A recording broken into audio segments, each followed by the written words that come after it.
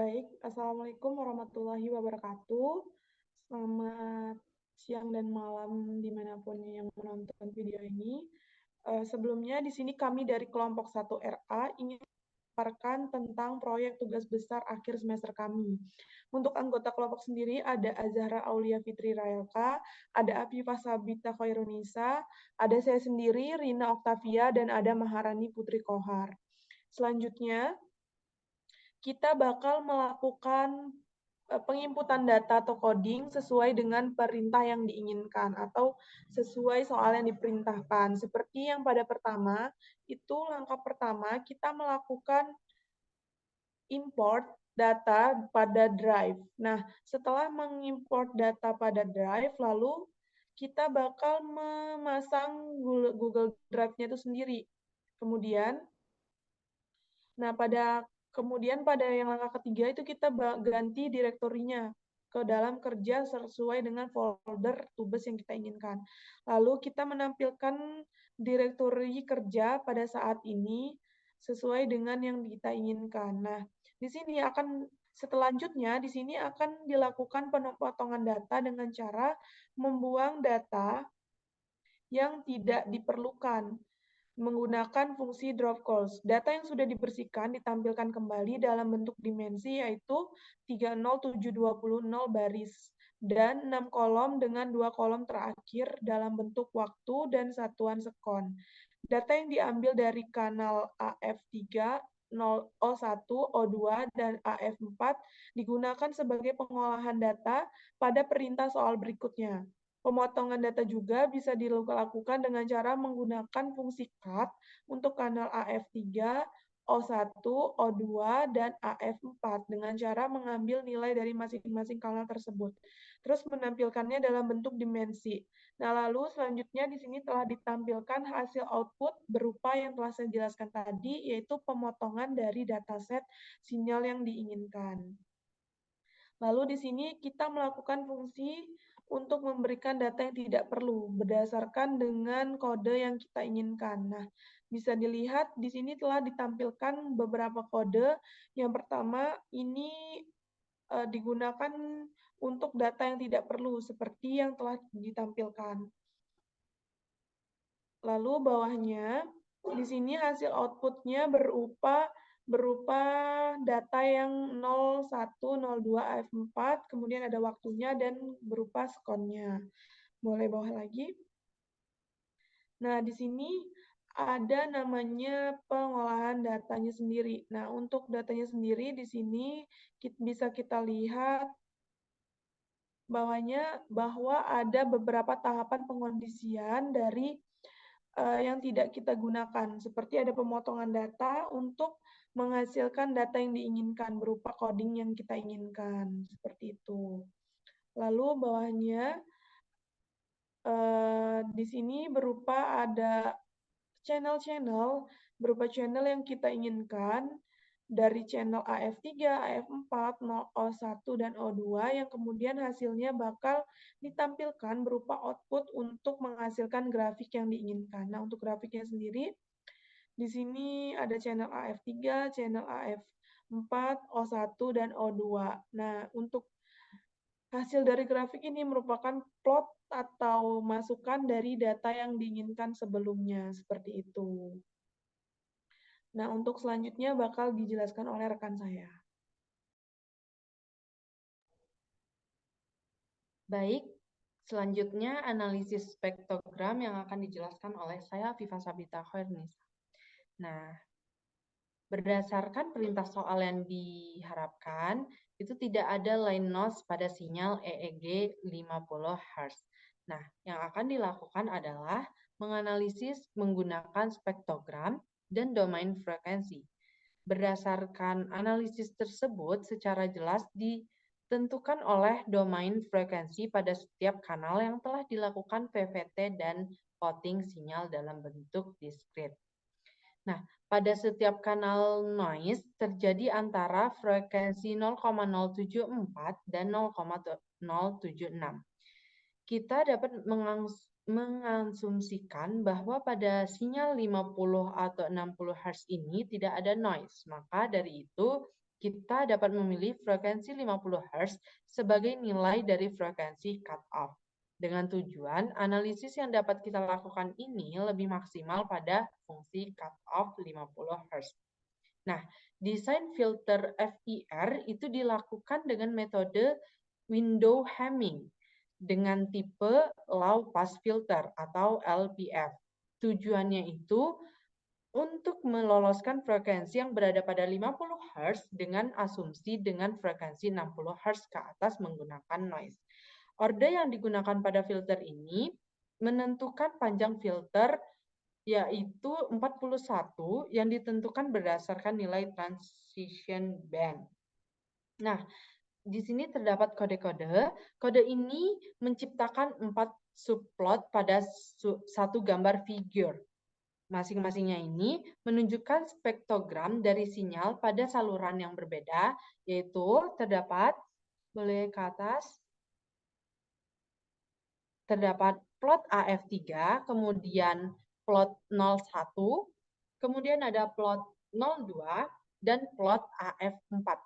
Fungsi dari spektrogram ini digunakan untuk menghasilkan spektrogram dari data yang diberikan pada setiap saluran dengan laju sampelnya itu 256 Hz. Nah, label dan judul yang ditambahkan itu untuk memperjelas konten dari setiap subplotnya. Setelah menjalankan kode ini, panggilan dari PLT show itu akan menampilkan figur dengan keempat subplotnya.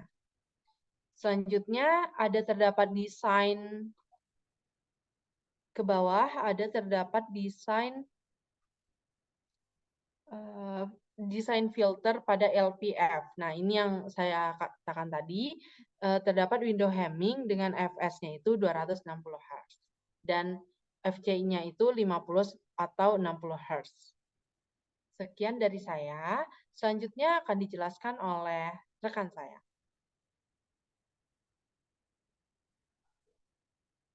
Baik, selanjutnya di sini saya akan menjelaskan yaitu desain filter LPF metode window Hamming dengan fs sama dengan 256 Hz, fc-nya 50 per 60 Hz, kemudian transition band-nya itu 20 Hz, dan stop band attenuation-nya 53 dB, dan pass band ripple-nya 0,0194 dB. Nah, di sini dapat kita lihat pada codingan itu yang pertama kita harus import library-nya terlebih dahulu, kemudian kita mendefinisikan spek filternya. Nah, kemudian kita mengkalkulasikan. Selanjutnya kita akan melakukan plot, bisa dikebawahkan lagi.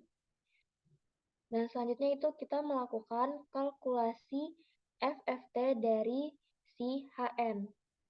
Nah, dari codingan tersebut maka akan didapatkan output yang terlihat pada layar.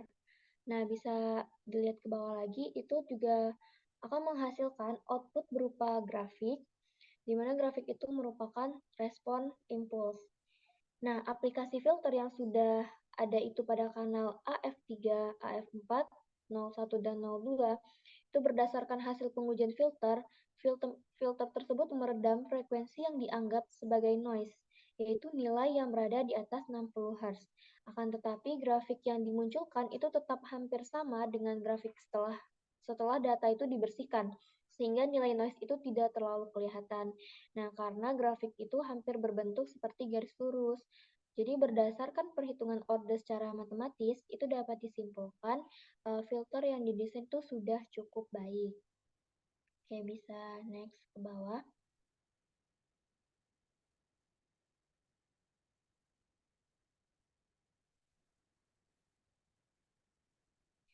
Oke, selanjutnya di sini yaitu terdapat langkah terakhir dalam pemrosesan pra-pengolahan.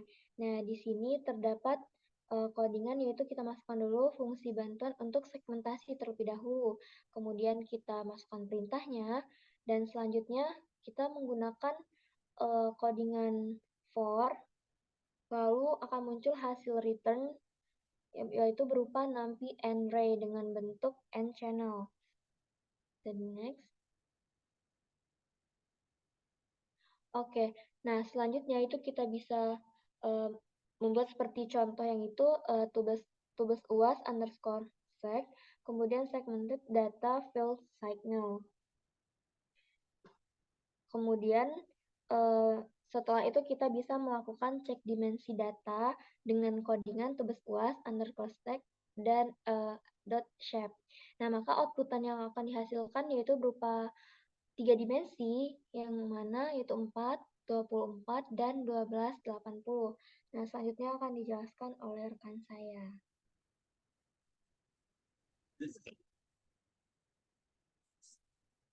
Oke, jadi di sini saya Maharani akan menjelaskan untuk soal nomor 3, yaitu ekstrak gelombang otak delta pada frekuensi 0,5 sampai 4 Hz, theta 4 sampai 8 Hz, alpha 8 sampai 13 Hz dengan menggunakan filter EER metode transformasi bilioner. Nah, langkah pertama dalam pengolahan data adalah ekstraksi band. Nah, pada soal nomor 3 ini kita akan mengekstrak gelombang otak delta pada frekuensi 0,5 Hz dan juga pada theta 4 sampai 8 Hz dan alpha 8 sampai 13 Hz dengan menggunakan filter EER pada metode transformasi bilioner.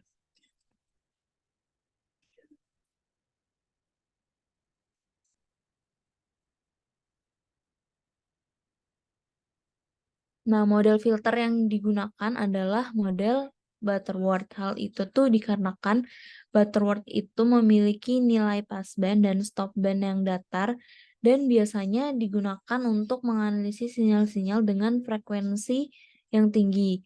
Jenis filter yang digunakan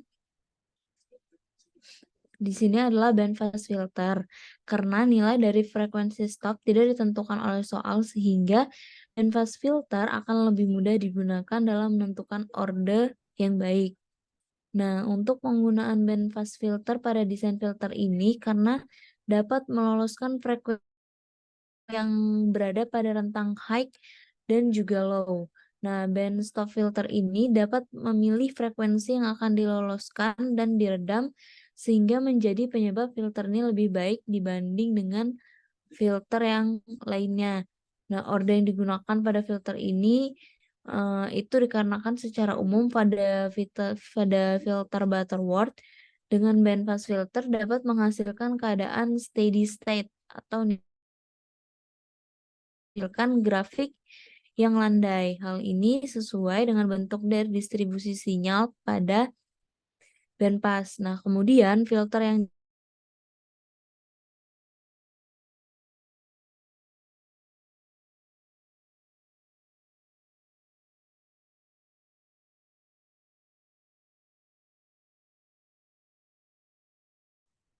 ya baik.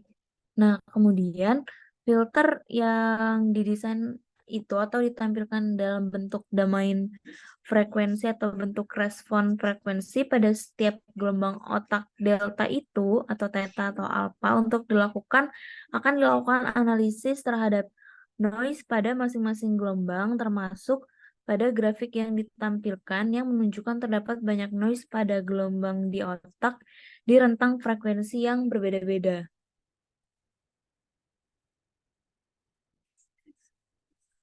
Nah, setelah itu nanti akan ditampilkan grafik dari masing-masing gelombang otak dengan hasil bahwa gelombang delta adalah gelombang yang paling rapat pada segmen tertentu. Setelah itu diikuti oleh gelombang theta dan yang paling jarang adalah gelombang delta.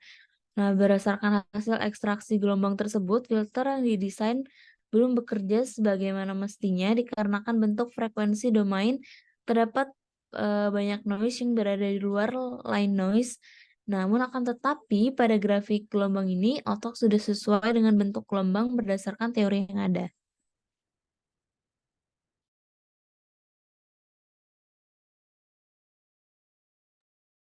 Baik, sekian penjelasan tentang kelompok kami dari kelompok 1 mengenai tugas besar pengolahan sinyal biomedis. Kurang lebihnya kami mohon maaf. Terima kasih. Wassalamualaikum warahmatullahi wabarakatuh.